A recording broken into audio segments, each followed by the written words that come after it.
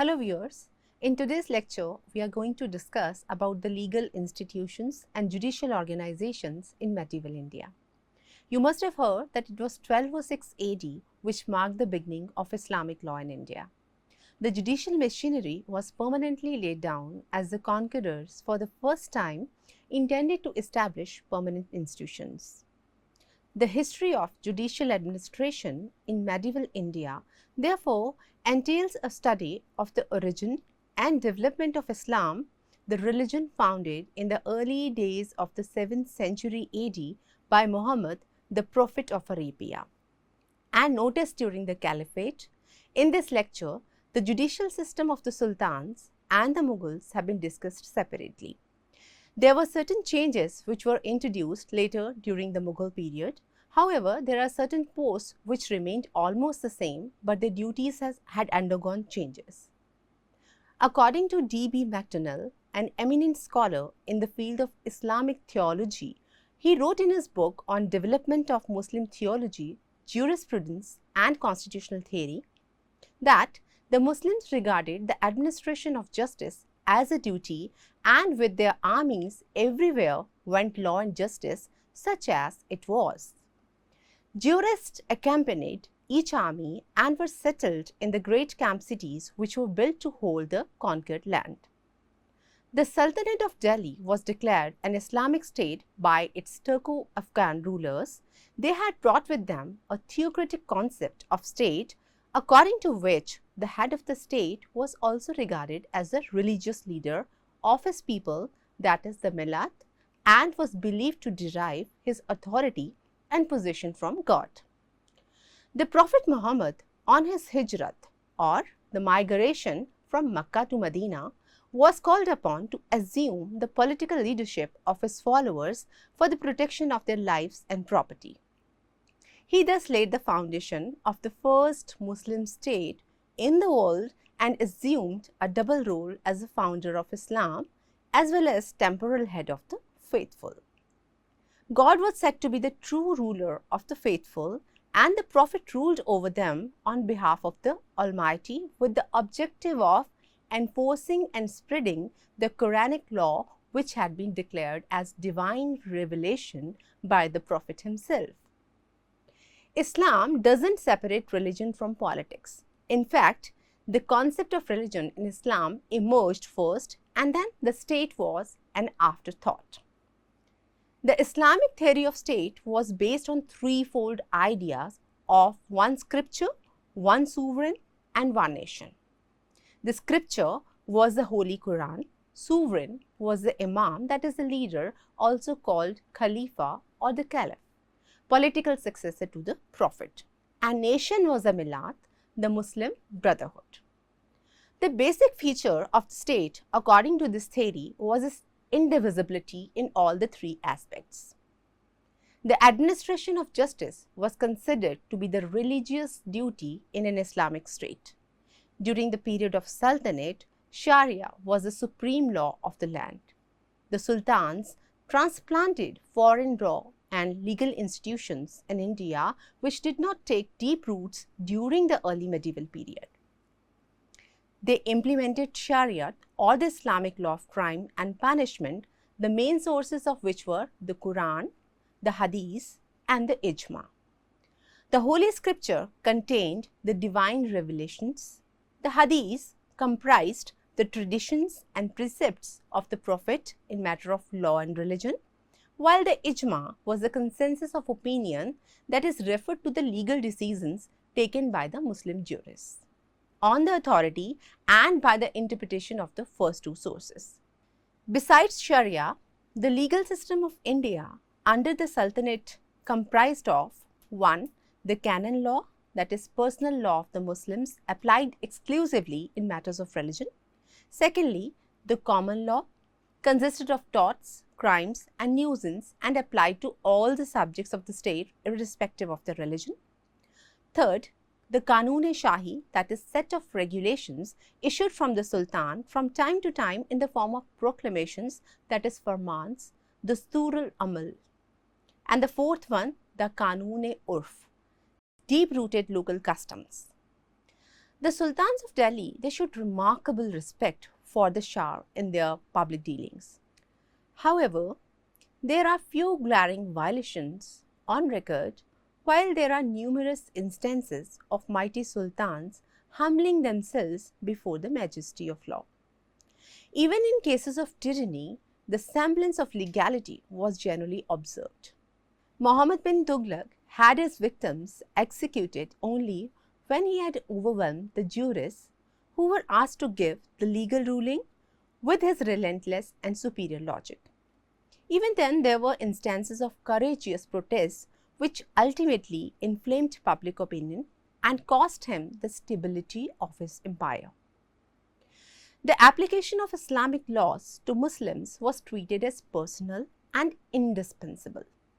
The Hindus were exempted from the application of the religious part of the law. The Hindus were governed by their own traditions and customs. The personal law was interpreted with the help of learned pandits in their own panchayats. A Hindu was subjected to the Islamic law when the rival party in dispute happened to be a Muslim or the state. As far as the judicial system of the Sultanate was concerned, the Sultan was the fountain of justice who personally heard disputes and administered justice with the help of muftis who interpreted law for him. His darbar constituted the highest civil and criminal court of justice, which took up original as well as appellate cases. Next to Sultan was the court of Qazi-ul-Qazat, or the Chief Justice of the Empire, who was appointed by the Sultan and was in charge of the main judicial organization of the state. He appointed the provincial Qazis, issued rules and regulations for the proper functioning of the provincial and the local courts, and exercised disciplinary control over the judicial services. Then there was Muhtasib, the censor of public morals, acted as a police cum judge in the observance of the canon law by the Muslims. The provincial governors, iqtidars, and other executive officers possessed some judicial powers also. The faujdars and kotwals were authorized to settle petty criminal cases and inflict punishments on the defaulters. Ordinarily, the high officers did not discriminate between the exercise of the executive and the judicial functions. The amils and other revenue officials decided the revenue disputes. The village panchayats enjoyed the sanction of the state to administer justice according to the local traditions, customs, and the personal laws of the population. The penal code was severe. Physical torture and capital punishments constituted an essential part of it. Deterrent punishments were inflicted on the rebels and enemies of the state.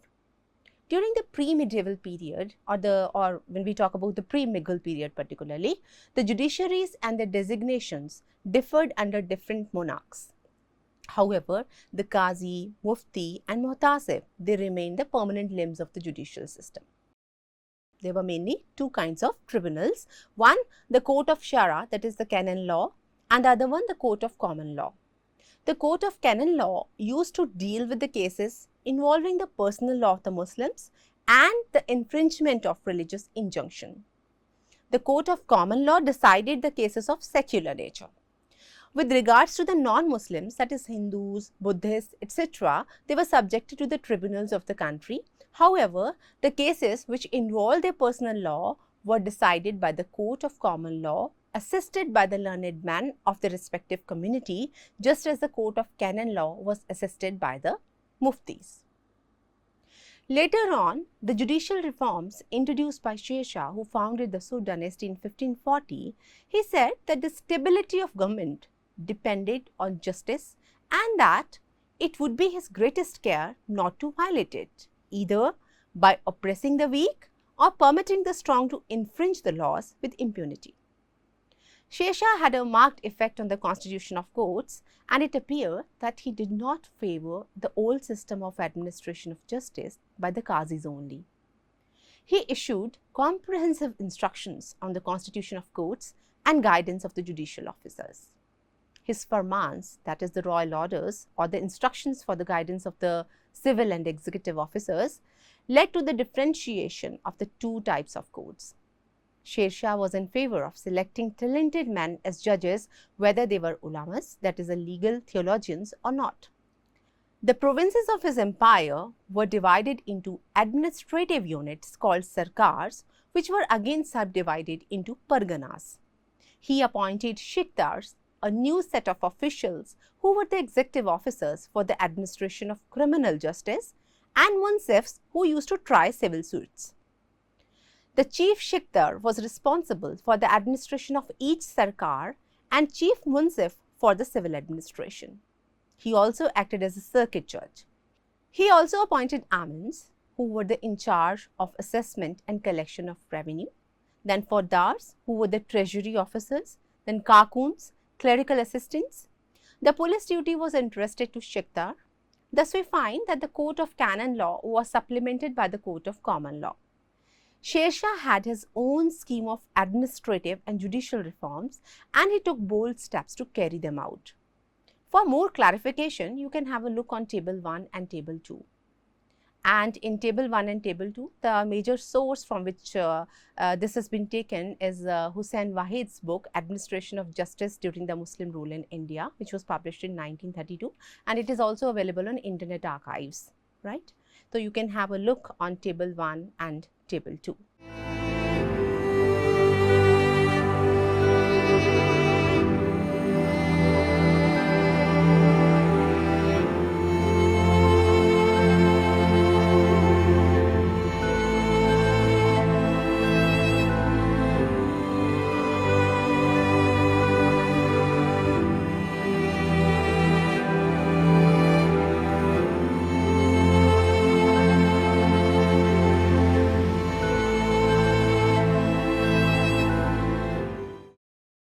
Now, we will focus upon legal institutions and judicial organizations during the Mughal period. Islamic law was primarily the basis of the Mughal legal system.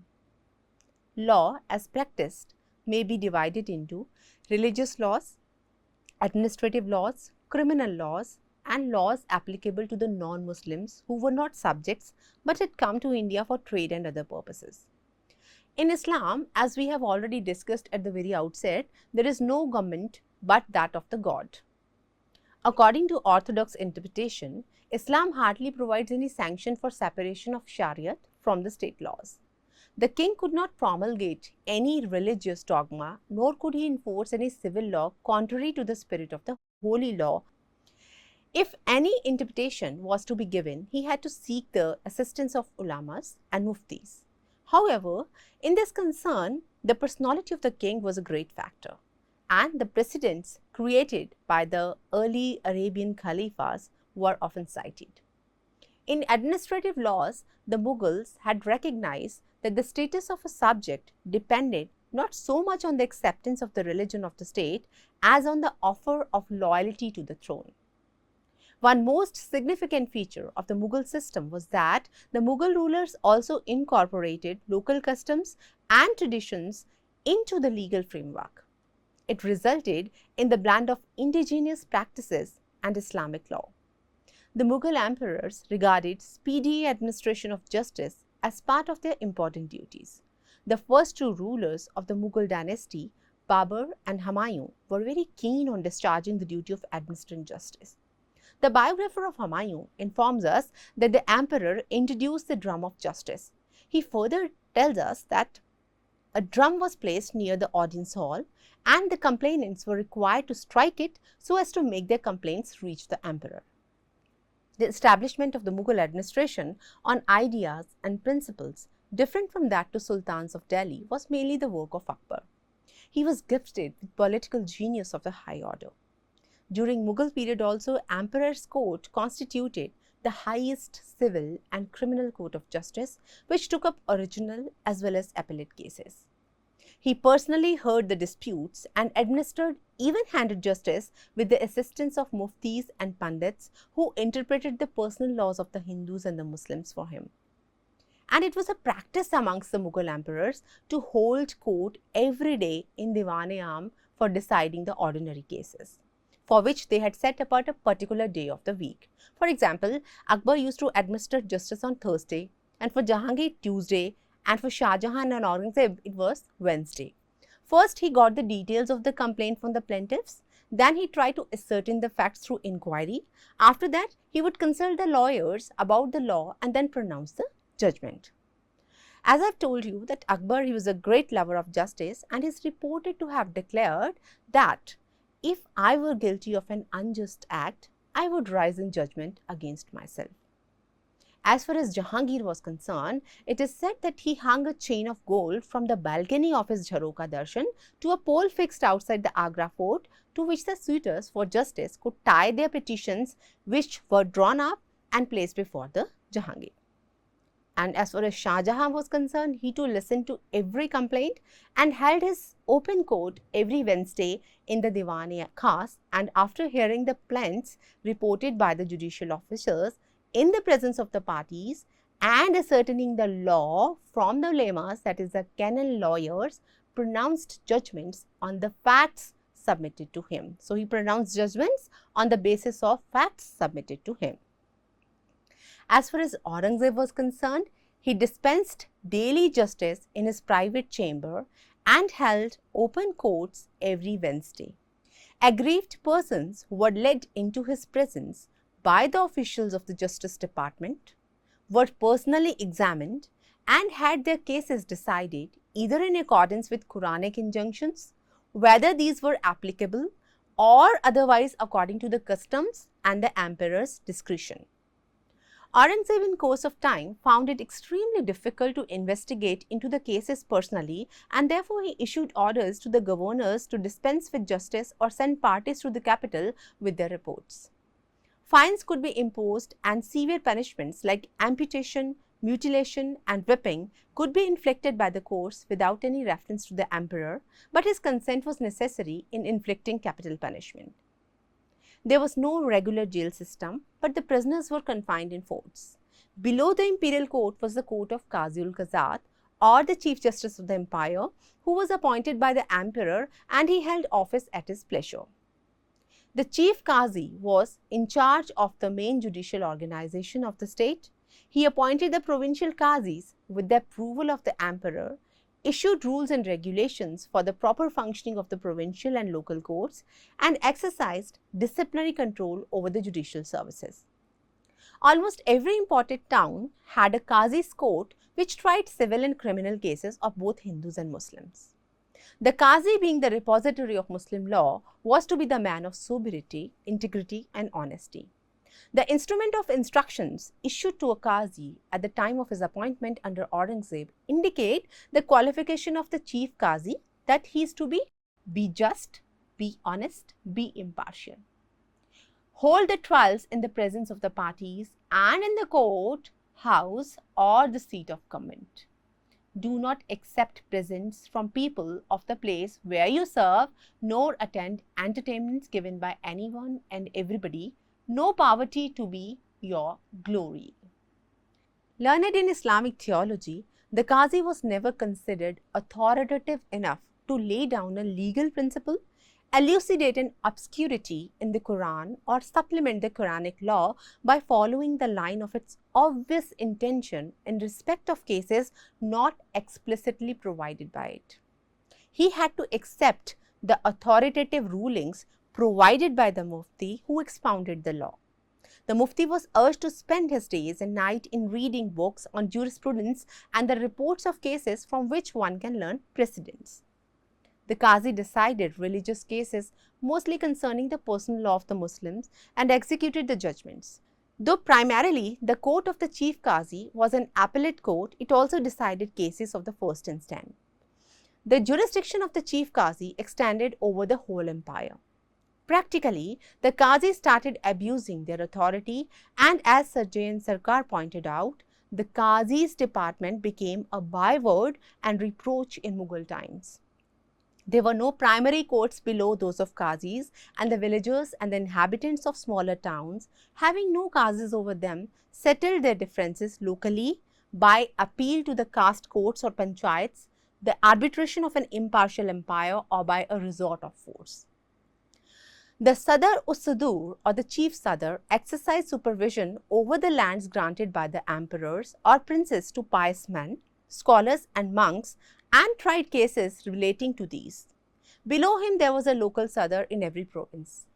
Besides, there were officials like subedars, faujdars, shiktars, amils and kotwals who dispensed justice on the basis of common law and equity. They also decided cases relating to political offences like rebellions, rioting, etc. There was nothing like modern legislations or written code of laws that existed during the Mughal period. The only notable expressions to this were the 12 ordinances of Jahangir and the Fatwa-e-Alamgiri, a digest of Muslim law prepared under Aurangzeb's supervision. The judges chiefly followed the Quranic injunctions or precepts, the fatwas or previous interpretations of the holy law by eminent jurists, and the canons or ordinances of the emperors. They did not ordinarily disregard customary laws and sometimes followed principles of equity.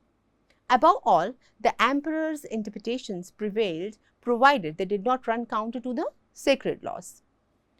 The judicial structure was based mostly on Islamic traditions. Although laws of evidence and contract were Islamic, however, these were applied to Hindus as well.